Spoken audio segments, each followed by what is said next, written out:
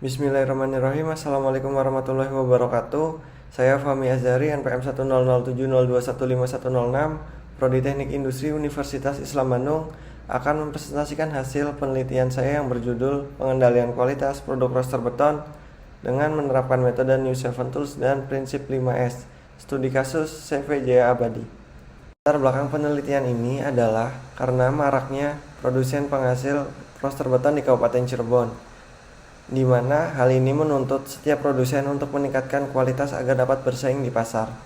Pengendalian kualitas sendiri merupakan faktor paling penting dalam bidang industri agar dapat bersaing dan produknya diterima oleh konsumen. Tujuan penelitian ini adalah untuk mengetahui penyebab terjadinya kerusakan, kemudian mengetahui strategi yang tepat untuk mencegah kerusakan, dan yang terakhir adalah memberikan usulan yang tepat agar tidak terjadi kerusakan. Atasan masalah pada penelitian ini adalah produk yang diteliti hanya produk roster beton, kemudian kerusakan permanen, kemudian data yang diambil dari tahun 2014 sampai 2020, kemudian analisis menggunakan metode New Seven Tools dan prinsip-prinsip 5S. Metodologi penelitian ini dilakukan dengan cara observasi dan wawancara langsung ke perusahaan, kemudian analisis menggunakan New Seven Tools dan prinsip 5S. New Seven Tools dan 5S dipilih karena New Seven Tools dapat mengakomodir seluruh ide-ide yang ada pada stakeholder di perusahaan sehingga menghasilkan usulan yang tepat, dan 5S adalah dapat merubah budaya kerja yang tadinya buruk menjadi baik. CV Jaya Abadi menghasilkan rata-rata roster beton per tahun adalah senilai 23.580 item dengan tingkat kerusakan permanen 2%. Kerusakan permanen ini adalah kerusakan yang tidak dapat dikerjakan ulang atau rework.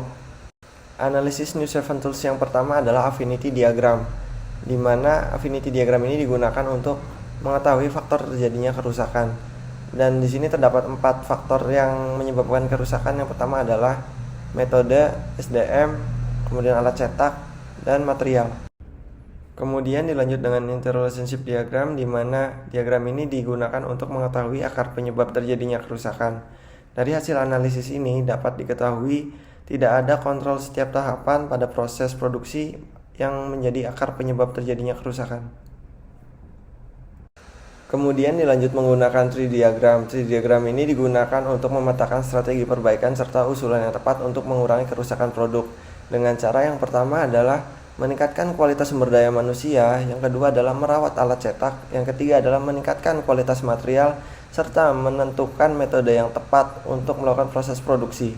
Untuk mengetahui siapa yang paling bertanggung jawab atas kerusakan produk, maka digunakan diagram matriks, di mana yang paling bertanggung jawab adalah bagian produksi. Kemudian menggunakan analisis data matriks. Analisis data matriks ini digunakan untuk mengetahui apa yang seharusnya dilakukan dan tidak dilakukan. CV Jaya Abadi sendiri masih banyak yang belum dilakukan yang seharusnya dilakukan, seperti merawat alat setelah digunakan.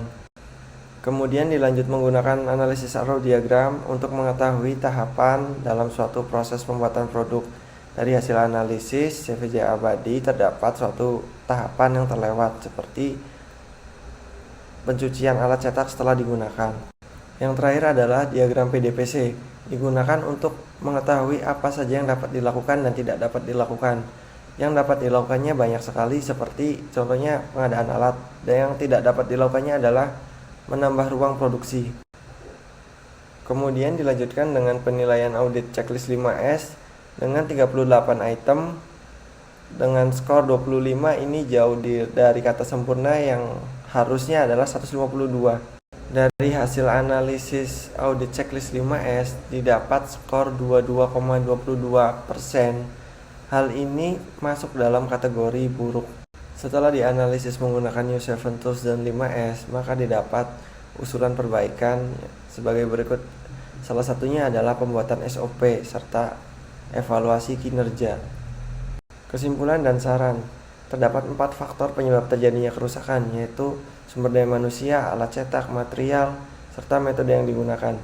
Kemudian akar penyebab terjadinya permasalahan adalah tidak adanya kontrol dalam setiap produksi. Sarannya adalah CV Jaya Abadi harus mempercepat implementasi 5S untuk meningkatkan kinerja dari sumber daya manusianya serta meningkatkan kualitas produk agar dapat diterima oleh konsumen dengan baik. Sekian presentasi dari saya. Saya ucapkan terima kasih. Wassalamualaikum warahmatullahi wabarakatuh.